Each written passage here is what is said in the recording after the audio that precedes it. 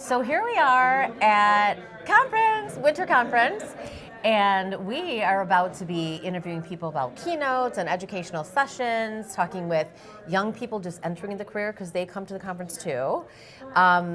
Good to see you, Danny. Good to see you, Melanie. So what are your thoughts as we embark on the first full day?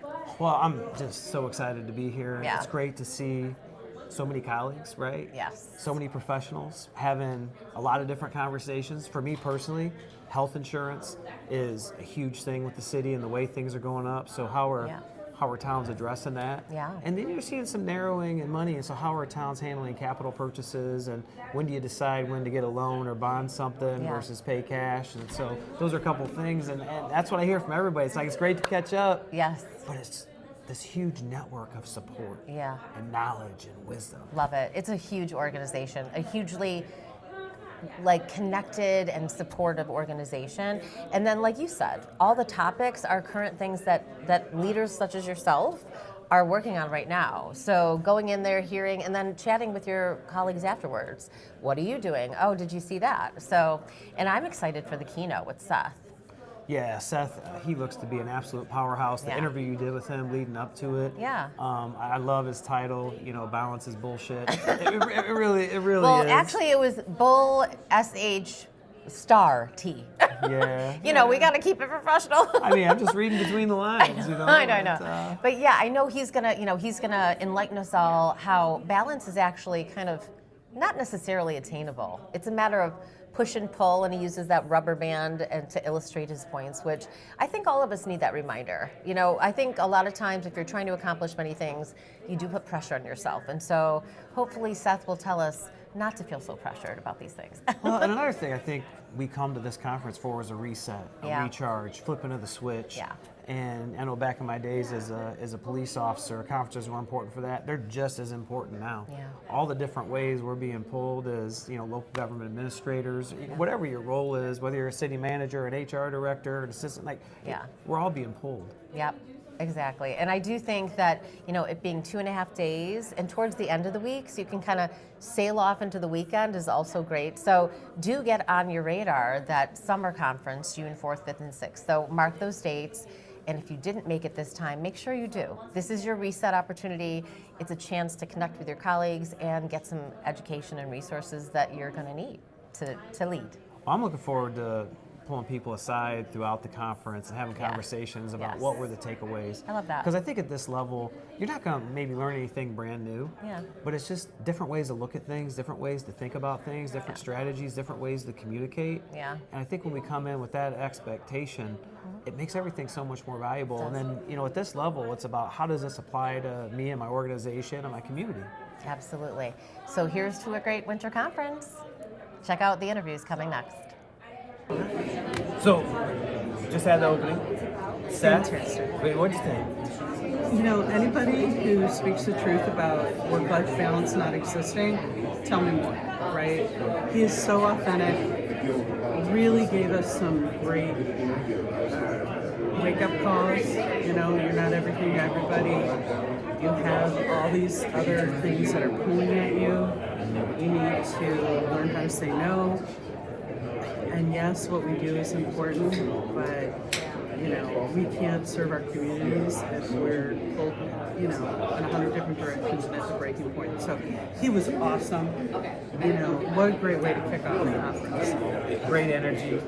Loved it talking about intentionality and then expectations versus assumptions.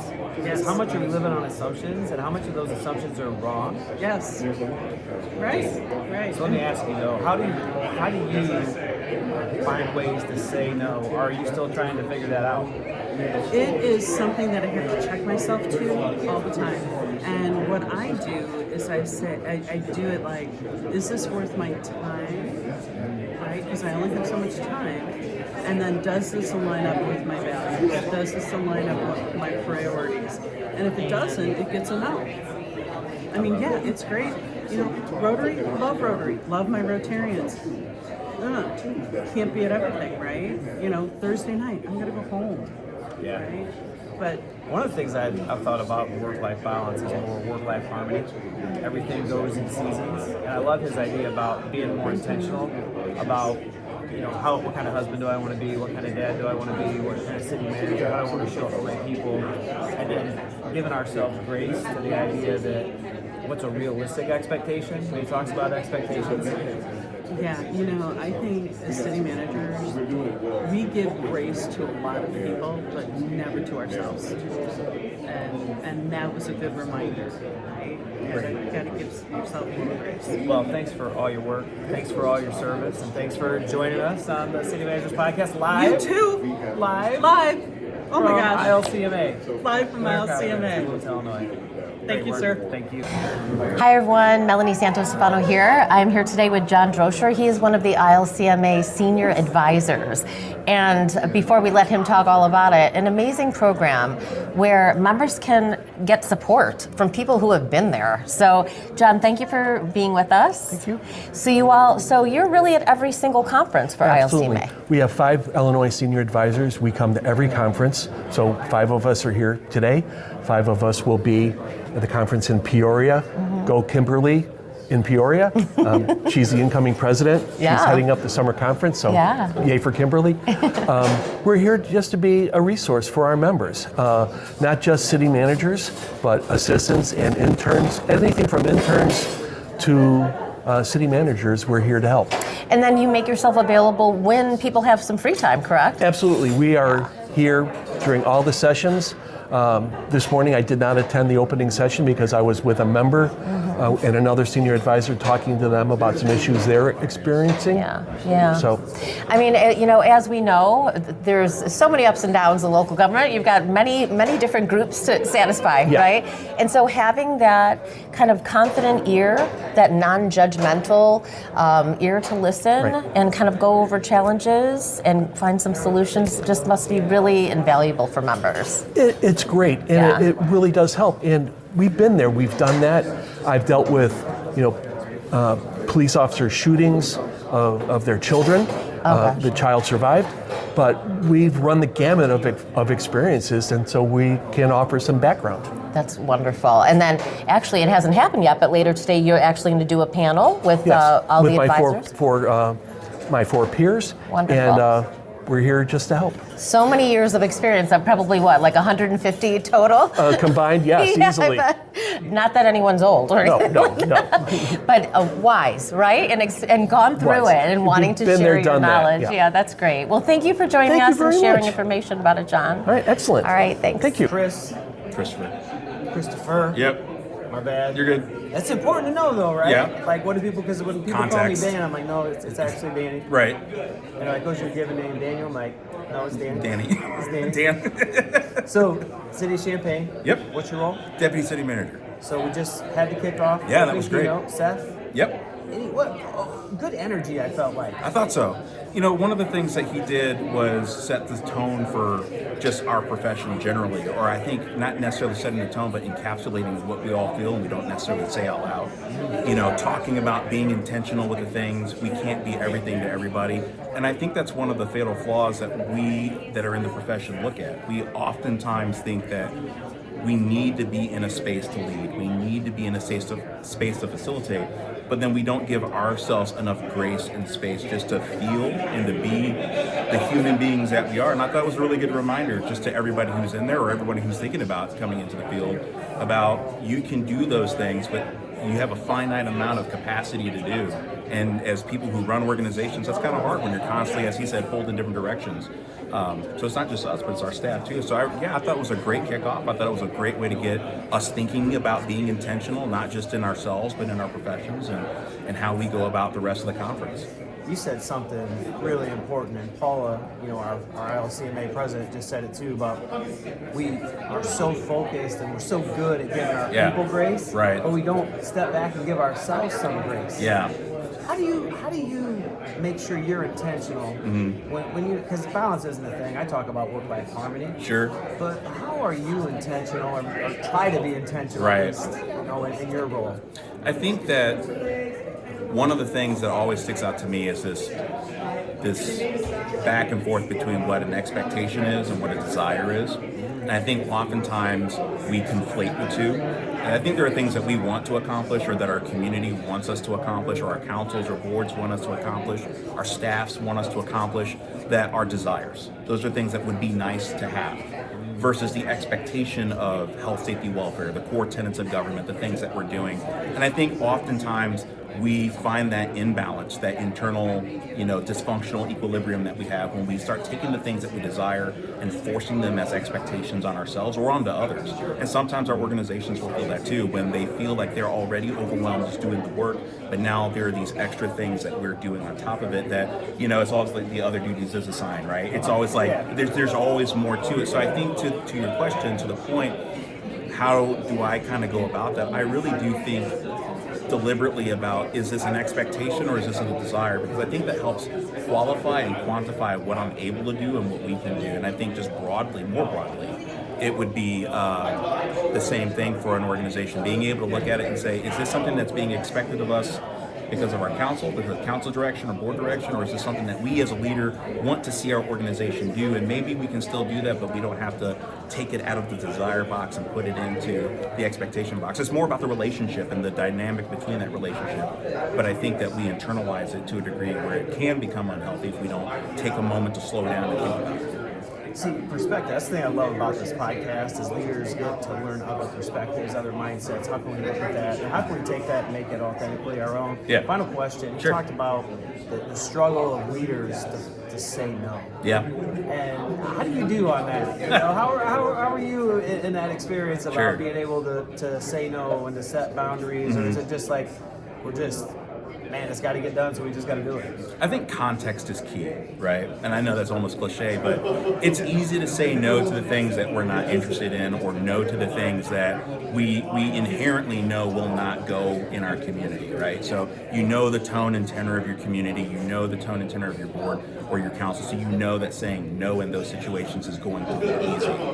I think the harder part is saying no to the things that are more nebulous, saying no to the things that it could be we need to spend some time on it, but maybe we're not ready for it yet. But I think before you say no, I think it's important to have the conversation, right? So the answer still may be no, and you may not make everybody happy. You can't please everybody. So the answer will maybe be no, but it's having the conversation before you get there. And I think that's the difference. I think just snapshot saying no and moving on is effective, but you may be missing the depth and breadth of the conversation or the richness of the opportunity that you could have by having the conversation.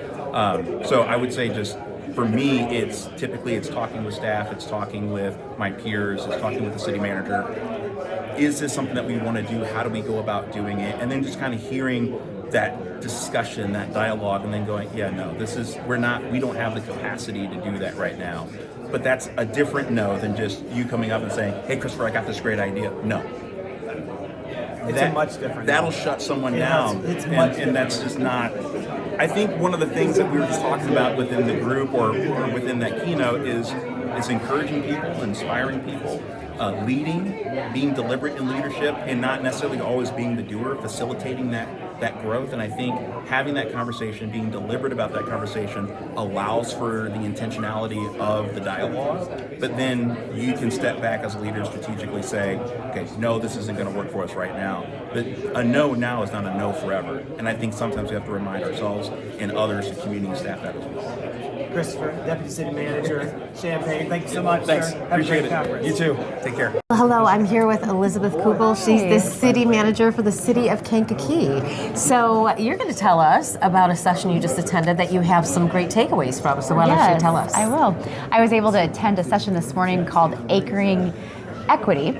And in that session, we talked about basically how our anchors are in one place and we're trying to come up with these solutions for these big problems that all cities and villages have, but we're keeping our anchor in the same exact place and we're not moving it. And we need to move the anchor to find better solutions to better help all the residents and help the entire community around us find these answers, including them in that effort and making them feel like they're part of the solution instead of us just telling them how we're going to handle it. I love that, because I do feel like when you feel like you are a part of something, you're going to buy in better. You Yes. feel like, okay, I weighed in on this.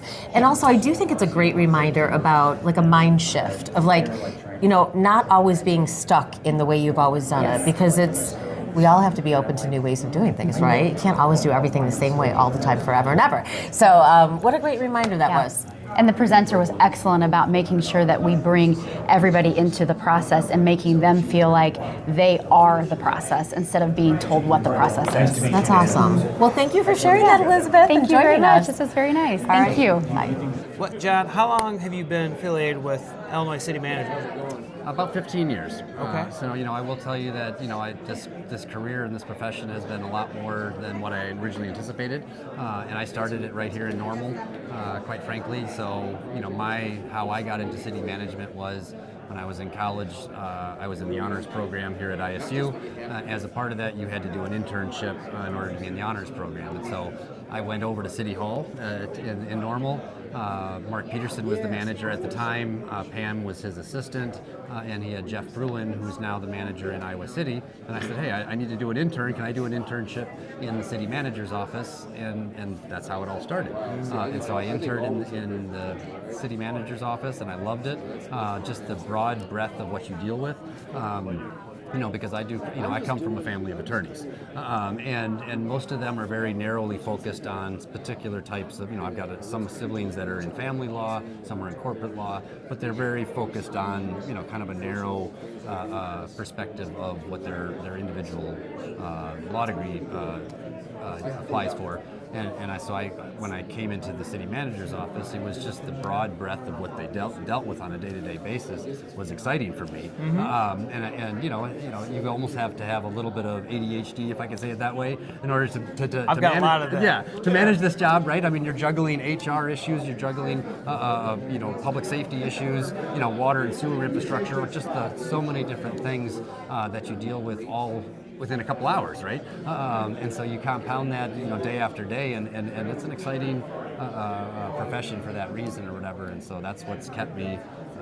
That's what keeps me going. Absolutely. So, what keeps drawing you back to this conference and to the events that ILCMA puts on? It's the people. At the end of the day, it's what I found is that this is the biggest support network to keep me inspired and to keep me energized when I go back to my day-to-day in Park Forest, for example. And so, coming down here and picking the brains of my colleagues and saying, hey, I got this situation, and kind of just feeling out a different perspective on how they would treat that particular situation is something that's priceless, quite frankly, because I can't do that locally, right? Particularly when you're the manager, but almost at any role in the city, it's like, you've got to remove yourself from that community to have a conversation with somebody that's in a similar circumstance elsewhere, and say, hey, what did you do in this situation, or how do you handle these things, and then ultimately using that to kind of shape and guide, the decisions that I make or whatever. So. Hey, John, thanks for stopping by Illinois City Manager's Local Gov Podcast. We appreciate having you, and enjoy the rest of the conference. Always a pleasure, Danny. Thank you. Yeah, thank you. Hi, everyone. I am here with Christina Burns. She is the administrator for Kendall County. Mm-hmm. So we're going to get her take on one of the sessions that she just went to that was led by Seth Winterhalter, who also did the opening keynote. So why don't you talk a little bit about that? Yes, the session was from Michelin Stars to Municipal Streets, and it really talked a lot about culture and how really tangible steps to create a collaborative culture in your organization, and really starting from that, creating clarity. So I'm someone who loves a good restaurant, and so that was an apt analogy for me. Yeah. But I thought it was a really good discussion. I really took some good steps out of that. Yeah. So how would you see that potentially applying to like Kendall County? County government's a little more challenging to impact the culture because of the different offices that have their own leadership. Yeah. So, you have to look at what can I control and what actions can I take to impact the things I can control, and just hope that it filters through the whole organization. So really taking that and how do we set the standard, and how do we improve our service delivery and make it a great place to work and continue to make it a great place to live. That's awesome. So how are you enjoying conference so far?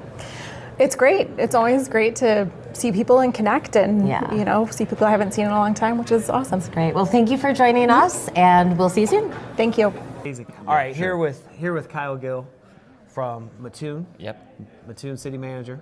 correct. You guys just transitioned to the city manager form of government. We did in May. Yep, And May you were 1. the administrator for that. Yes, I was administrator for 12 years. Okay, and how long? You're from Mattoon. Yeah, born and raised. Started with the city 30 years ago in years code ago. enforcement. So, All right.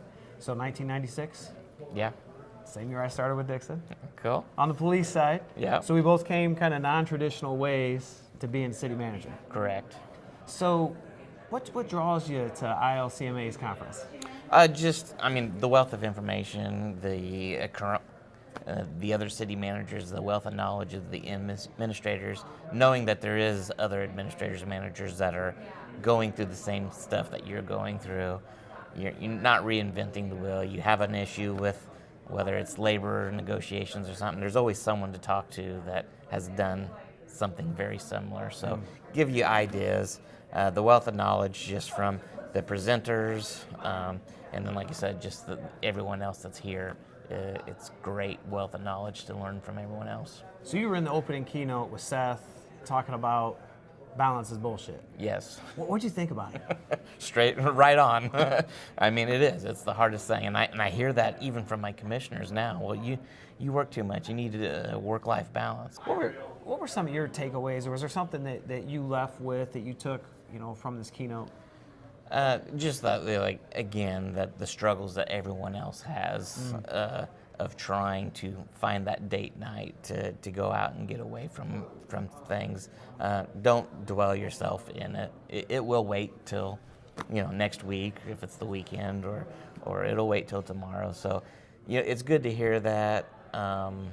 It's harder to do than what it is to say, but the takeaways there is just, hey, he's saying everyone talks about it, but really it isn't. It's bullshit. Just like what he said on the opening slide. But how do you manage that and not let it overtake your life? So. Well, and it sounds like, and I felt this way too, sometimes you can feel on an island as a city manager.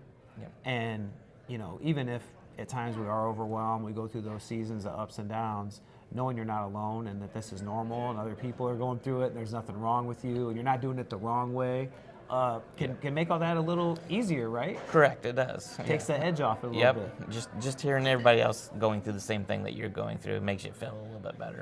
What do you think about, one of the things that sat with me a little bit is this idea about understanding expectations versus making assumptions. Because I've often found, even from what appeared to be pretty good evidence, putting it together, that assumptions are so wrong and they eat us up all the time instead of just going and asking for the expectation or having a conversation. Yes, yeah, I'm a worrier, and and then I read into emails or text messages, and I've told my counsel, I would much rather talk to you on the phone because I hear the tone, I understand. And I've had some meetings with my council members of what is the expectation, and so that has helped a lot by just trying to communicate better. Absolutely. Kyle, enjoy the conference. Thank you so much. Keep doing the amazing work in the city of Mattoon. Thank you, sir. Thank you. Hello, I'm here with Ben McCready right now, and we are going to talk with Ben about why he continually comes back to conference. 2 conferences a year. He's basically a regular attendee unless something crazy happens, right? But generally speaking, what makes you come to conference each year? Just throughout the arc of my career, I've always enjoyed coming to the conferences, depending on different reasons, different times. Sometimes I'm here looking for specific education for me. Other times it's a lot of the networking.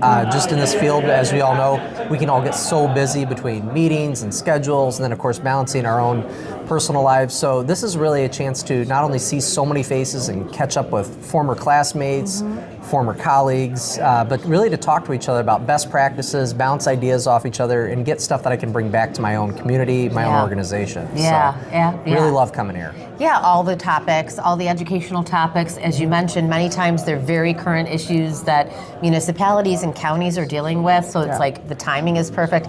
And also what I love about ILCMA, it really is a really strong community of people, and helpful and supportive, and it just, there's a helpful, supportive, and one of the other benefits too is I think these annual check-ins with our friends and colleagues, but seeing people grow in their career, being present for that, hearing about the success of others. I mean, that's a big part of me attending the conference and being part of it. But like you said as well, getting information, timely information. Every session, every minute is valuable. So whether you're talking with a colleague at lunch or talking to one of your vendors, hearing about something new, but also hearing about legislative updates, things that are emerging out of Springfield. These are all things that I personally find valuable and that help me do a better job when I get back to my community. Absolutely. Well, thanks for taking the time. Oh, absolutely. And for those of you who aren't here, maybe you should have been. So you got to come next time. Join us at Winter Conference and make sure to sign up for Summer Conference. Summer Conference, yes. June 4th, 5th, and 6th. Get that on your calendars right now. We'll see you again. So I'm here with Barry. He's the Assistant City Administrator, City of Moline. What's your last name, Barry? Dykeisen. All right. How often do you come to the conference? How many years have you been coming? I've been coming since about 2013. Gaps here and there, but I try to come to at least the winter or the summer. So what keeps you coming back? Just getting re-energized, getting away from the office, the collaboration with other managers. So you attended the opening keynote today? Yes. With Seth, and then you went to the workshop. What was the workshop about? The workshop was, he was drawing connections between fine dining, customer service, to the experience of our residents. Oh. And so I have somewhat of a background in the restaurant business, so I was curious to see where he was going to take that. What kind of resonated with you or stood out, or maybe what were some of the similarities? Probably creating that experience for the residents, creating a unique experience, making the residents feel appreciated, and meeting the residents where they are, and making sure they are heard and seen. All right. This meeting residents where they are has become incredibly complicated because, traditionally 30 years ago when I came into local government, people were reading the newspaper. And now some people are reading the newspaper, but some people are on TikTok, some are on Instagram, some are on Facebook, some are on X. Sounds like it was a good build on our first session today, that opening keynote, which was so powerful. And just continuing to find ways to serve our community better. Absolutely. Barry, thanks for stopping by. Thanks for joining us on City Manager Podcast, and thank you for your service. Thanks, Danny. Always good to see you, sir. You too. Hi, I'm here with John Berner. He is the administrative intern for the City of Yorkville. He's also an MPA student, Masters of Public Administration, that will be finishing this May. And he's here at conference, enjoying the whole experience. So before we get to how much you love conference, why don't you tell us what brought you to be interested in a career in local government? Yes, so when I was in high school, I knew I wanted to do something in the political or governmental sphere. So I started reading a lot about different governmental positions. That's when lobbying caught my eye for a while. So I thought I was going to do that leading up to college. As I started to learn more about it, I kind of realized it wasn't what I wanted to do. And when I realized it wasn't what I wanted to do, I started to understand more that I wanted to do something where I could see my work reflect in the world around me. So that's where municipal government kind of caught my eye. Yeah. So I started my political science degree here at Illinois State. Started working my way through that, started understanding the different levels of government. And that's when municipal government really started to catch my eye. And then so I had my first internship here, my senior year, with the town of Normal in the admin and planning departments. So that's when I really got my first insight behind the scenes, getting to see all these day-to-day operations, seeing all of these department heads, keeping it all a well-oiled machine. And it was just really nice to see who is actually doing all the work behind the scenes, how we're getting our water, how we're keeping all of these streets safe and maintained, and just all of these different components that go in. Big work, right? Yeah, there's important work. There is so much that goes on that a lot of people do not get respect for in municipal government, and it's been incredible to see, and I'm really happy to be a part of it. That's great. And so take me from when you had that experience and you're like, oh, this is something special for me. What was your decision then? What your direction then? Yeah, so I graduated in May of 2024, and having had about 9 months of an internship under my belt, I started to really start to look for something else similar to that. So I started sending in my applications, job applications, wasn't hearing much back. Then I ended up having a meeting with Sharon Peterson, the village manager of Lake Barrington, and as well as Kevin Richardson, who was the mayor at the time. Yeah. And it wasn't for a job opportunity or anything, but we got to meet, and I gave them my resume. They gave me some tips, kind of pointing me in the right direction. In turn, Sharon had shared my resume with Denise Burchard, who is the recruitment director, among other things, for the MPA program here for NIU, which is currently my what I'm enrolled in. Yeah. And so Denise reached out to me, told me about the program, got me enrolled, and it's been the best decision I could have made for my professional and personal career. Well, and what this is very indicative of this profession. It is very supportive, and for Sharon and her mayor to sit down and talk with you, just to kind of give you feedback and help to provide direction for you, is amazing and life-changing, because that encouraged you to go into the MPA program, and now you're almost finished. So you're an administrative intern with Yorkville. So tell us a little bit about what you're doing there. Yeah, so this is actually my third municipal internship. I was with the town for my senior year. My first year of the program, I was with the village of Palos Park, and I've been with Yorkville for about 8 months now. Okay. So Yorkville has been a great opportunity to kind of see what a growing community is like, and there's been a lot of fast-paced things. I've been trusted with a lot of higher-end things that I hadn't had experience with before. So working through, contract review, RFPs, salary surveys, doing a lot of comparable work, working on the city satisfaction survey. I'll be presenting that in 2 weeks with my first city council presentation, which is very exciting. Yeah. So I'm working my way towards that, and just trying to be a problem solver wherever I can. Well, that is the key to local government, is it not? Lots of challenges out there, but there are solutions if you work together and find them. So tell us a little bit about your conference experience. Yeah, so this is my second ILCMA conference. I went to one as a first year last year, and I will say it's nice not only being back in normal and seeing people, but it's so important to stay, as you had mentioned, connected with everybody here. And the sessions are amazing. You get to choose between a lot of different insightful things, but also just seeing how interconnected the ILCMA network is between management across all levels of government, across the state, across Wisconsin. People from out of state come to these as well, just to see those opportunities that are out there. And so it's fantastic meeting all of these seasoned professionals and other people that are like me, along with my cohort and other students that are interested in this profession. And it's nice having those levels between, people who are at my level, and then also seeing those seasoned professionals that have that advice and just, those business cards and those connections to kind of help me see a familiar face. Well, I, for one, am feeling great to know that you are headed towards local government leadership in your future. Can't wait to see where you land. So thanks for joining us, John. Of course. I'm feeling much more confident about the future to having met John here. So. Thanks so much. I really appreciate that. Melanie, what an incredible conference. It really was. Oh gosh, it was. The energy is always great here at ILCMA conference. So many good people, so many great conversations, sessions, the keynotes, everything just to another level. Yeah, absolutely. And you know what? We all do have to shout out a big one to Rachel and to Alex for really making this happen.